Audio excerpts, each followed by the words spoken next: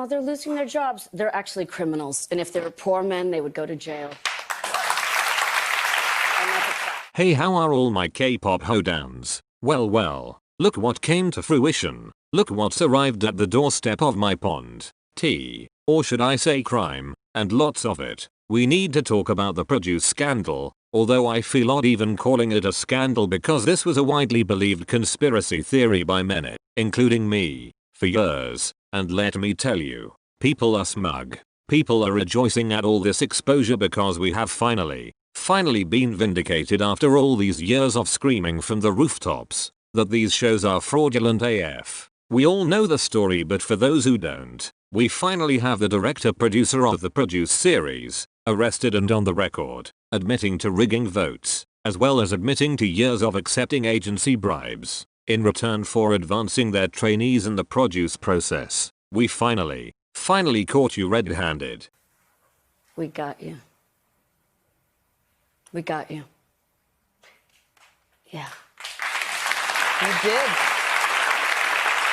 This is something to be celebrated. People saying this scandal is sad. No, see it as a victory of us, the fans, over corrupt corporations. It was the fans who took the necessary legal action against the production company. They huddled together, lawyered up, and took down the big guys. Someone explain to me how that is not a win. It's a David versus Goliath story. Power to the people. Maybe you're an ignorance is bliss type of person. I can't relate. I would much rather see criminality exposed, no matter what the collateral damage may be. And speaking of collateral, there have been calls online for both X1 and IZONE to disband. There is even a Blue House petition to ban them from broadcasts, hence why we're gathered here, to sip tea and discuss whether they should disband. At first, it was thought maybe the fraud only affected 1 or 2 members, but then it was revealed that the entire top 20, for both Produce 48 and Produce X101, were predetermined by means of corruption.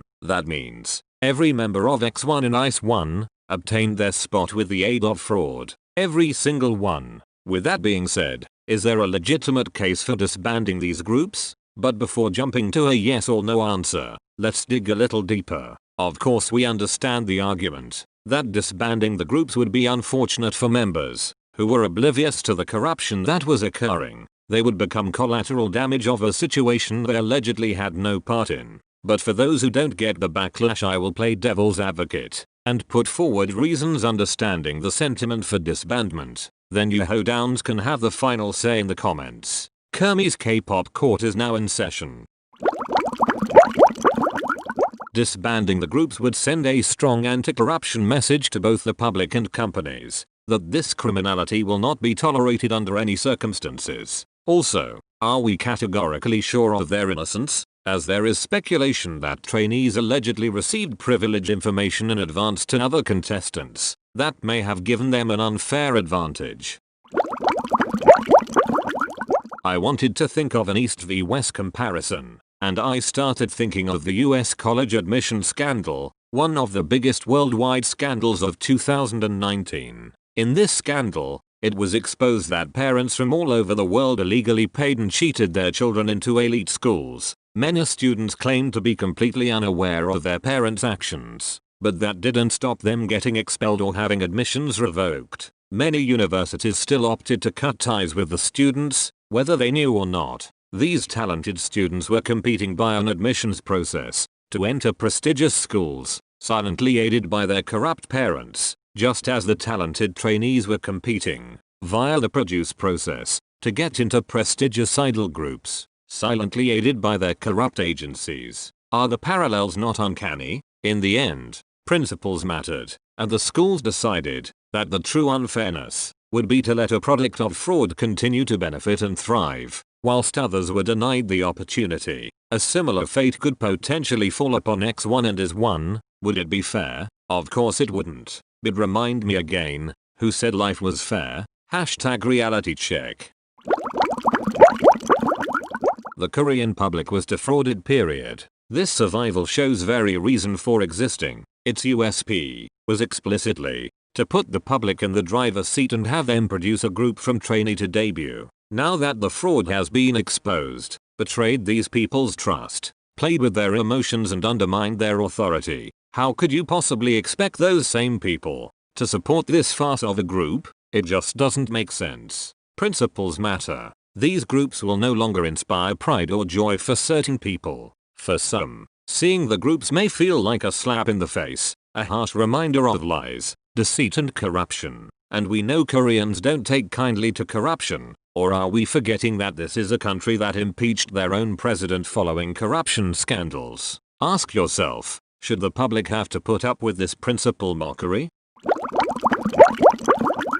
Not only did trainees and audiences invest their time and their emotions, don't forget, audiences also invested their money. Or did people forget that those votes weren't free? It's only right that the company issues a full refund to everybody who cast votes, as audiences believed they were spending their hard-earned money to contribute to a voting process free of fraud. Whenever fraud occurs, you have to be clear who the victim was. In this case, the victims were the general public and the wrongly ousted trainees. Of course, CJENM could turn around and act like they are victims too, since they allegedly had no idea this was taking place under their watch. But hoedowns. How believable is that when the police had already opened a corruption investigation into CJENM regarding another survival show a month earlier? Why should Mnet or CJENM be allowed to profit from these illegally created groups? These so-called nationally produced groups are the product of a crime. The idea that you could be caught red-handed in a crime and still be able to continue to profit from said crime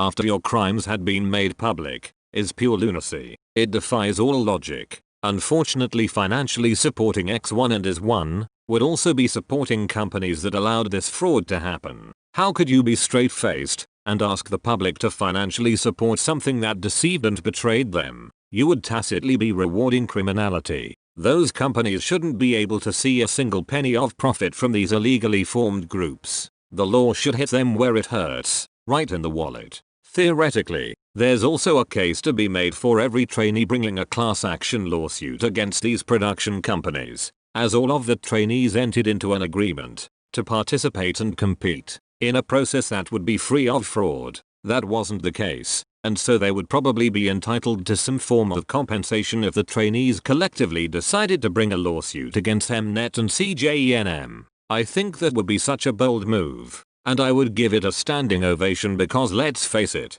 how often in K-pop do we see trainees stand up for their rights? Yeah, that's what I thought. Never. Now, I want to be clear that I'm not advocating disbandments. I'm just playing devil's advocate and trying to see the other side. My personal opinion is, whether they disband or not, they're going to face difficulty either way. The media isn't going to let this go. So hoedowns, it's time for you to let me know your opinions. Do you think the group should disband? Do you think any of the trainees were in on it? And do you have trust left whatsoever in these companies and their sketchy survival shows? Kermyyy will return with more opinions soon, but for now it's back to the pond I go. Ciao.